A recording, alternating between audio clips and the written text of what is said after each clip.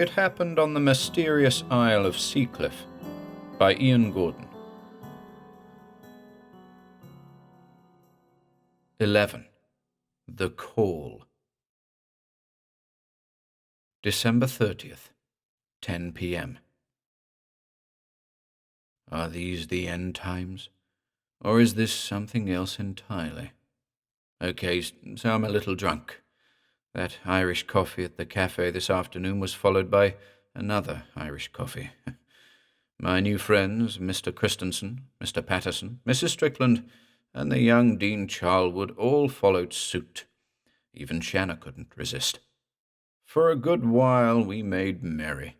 When we'd had enough of the coffee, the brandy came out, a favourite tipple of mine, and, judging by the way in which the young fellow downed the stuff, a favourite of Charlwood's too. Christensen opted for a glass or two of sherry, whereas Patterson and Strickland saw to the emptying of 3 bottles of mulled wine, with a little help from our host. I felt good, optimistic somehow. By the looks on the faces of my new friends, their boozy, grinning mugs, the feeling was mutual. The 5 of us left Shanna's place a little after 6 p.m. and stumbled along the cobbled streets in the direction of the market square. Like an alcohol-fueled snowball, we picked others up as we went, and before long found ourselves propping up the bar here at the Golden Crab. And there we sang and chanted, even embraced one another. There must have been a dozen of us, and by the time the clock struck 7:30, the figure had doubled. With the striking of the town hall clock at 8, out we poured onto the market square, a band of drunken fools, dancing, whistling, howling at the moon, some of our number bellowing 2-on-1 at the top of their voices. And you know what? I felt accustomed to the whole thing. It felt normal. It felt right. Come to think of it, I haven't had so much fun since the winter of '65, shortly before Mary's passing. I do wish she'd been here with me tonight, her little hands in mine. But I digress. As I revelled in the cold with the friendly locals, I thought of my parents, considered their parents. How many generations of the Howarth family might have lived out their days on Seacliffe? How many times might my ancestors have witnessed the return of the sleeping king? These thoughts sobered me somewhat. And then I got to thinking, how is it that on the eve of 2-on-1's return, I still haven't a clue what to expect? Is any of this really happening? Or have my darkest dreams finally consumed me? The full moon was imminent. A glance into the night sky was enough to indicate that. And 2-on-1, the sleeping king of Europa, was right behind it. Sobering thoughts indeed. The merriment on the square calmed somewhat towards 9 o'clock. Members of the community were tiring, myself included, and I think the stark reality of what was about to occur was breathing down the necks of the older generations. Those elders who had been there the last time the deity returned, back in 1940. I still had questions for the seniors, questions regarding the suppressed memories forcing their way to the surface. I wanted to know what it was that had resulted in my parents taking the decision to leave the Isle. If that boy in the photograph, that other boy who looked just like me, had in fact been my twin brother, and, if so, what had happened to him. But we were tired, inebriated. Besides, I felt that, somewhere in the back of my mind, the answers to the questions were already there, rising to the surface, just like the sleeping king. I'm by the window now, nursing a headache. I'm drinking water by the gallon. I'm exaggerating, of course, but that burning sensation behind my ears, it's worse than ever. Bring back the booze, I say. Anything to distract me from it. Must rest. Might feel better in the morning. By all accounts, tomorrow's going to be one hell of a day. December 31st, 5 a.m. It's the strangest thing. It's early, terribly early, but I simply had to make a note of the weirdness of the thing. The itching sensation behind my ears has gone, but now, on either side of my head, precisely where the itching was, are tiny apertures, like puncture marks. I should be worried, disturbed even, but I'm not, for somehow my hearing has changed, and I'm aware of distant sounds, low vibrations, and these sounds are emanating from, well, I haven't a clue where they're emanating from. I'm just aware of a faint murmur. I can't ignore it, can't shut it out by placing my hands over my ears or the apertures.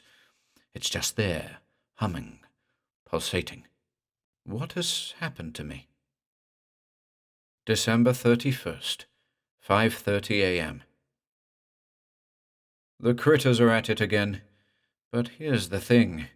Not only can I hear them, but also I can see them, too. My vision is extraordinary. My eyes are wholly adapted to the dark now. And those things out there, those small, amorphous, multi-limbed creatures, are everywhere. How do I describe them?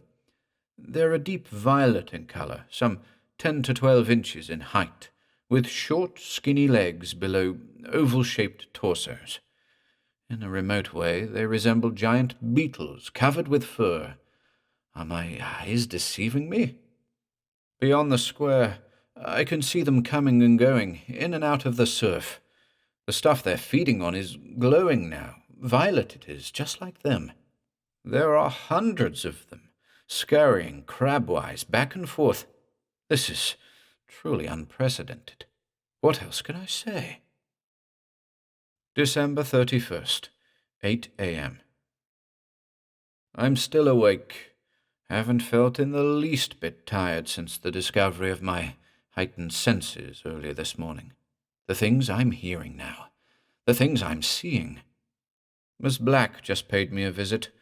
No breakfast today, and nor do I need it. She knew about the change in me.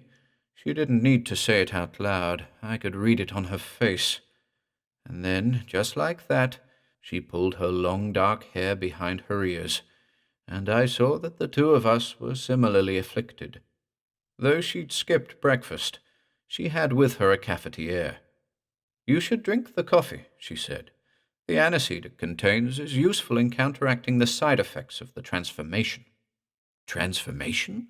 I quizzed, my hands absently reaching for my mutations. "Yes," she said. "We all return to form in the days leading up to his homecoming. It's to ensure we hear his call." And she paused, gesturing to the east. "Listen," she added, and I listened. That faint murmur, the call of 211. "What are we?" I asked calmly. "His children," she whispered. December 31st, 11 a.m. The call of the sleeping king is becoming more distinct, louder with every moment that passes. But how to define it? It's a constant buzzing, raucous. It's akin to the sound one might expect a tunnel-boring machine to make, heard from above ground. The sound of something massive, something cutting through the earth, or, in this case, the waters, with intent. It's him, the sleeping king. He's coming home. December 31st, 11:30 a.m. People are making their way to the seafront, where a disturbingly calm ocean awaits them. The drone, louder still, is emanating from those waters. I can feel it in my bones now, that low vibration permeating every cell. Latent memories are surfacing, visions long associated with recurring nightmares, vocalizations belonging to alien threats. There's no denying it. I've heard the call of the sleeping king before. December 31st, 12 p.m. My will to write is ebbing, but I must continue. I came to this place as a writer, and as a writer I intend to leave. But it's hard to concentrate now. It's impossible to shut him out. Miss Black has just left the pub, accompanied by the bartender, Mr. Warad, and the cleaner, Rob Sullivan, amongst others. They're all wrapped up. It's somewhere in the region of 3 below out there. I know I'm going to have to follow them in due course. I can't ignore the call. After all, I'm one of them, one of his. I can't resist it, can't deny my fate. But will I call to him in return? Even now I can hear sporadic cries echoing across the market square. 2 on 1, 2 on 1. What does it mean to serve the sleeping king? What did it mean to my parents? I fear I'm about to find out.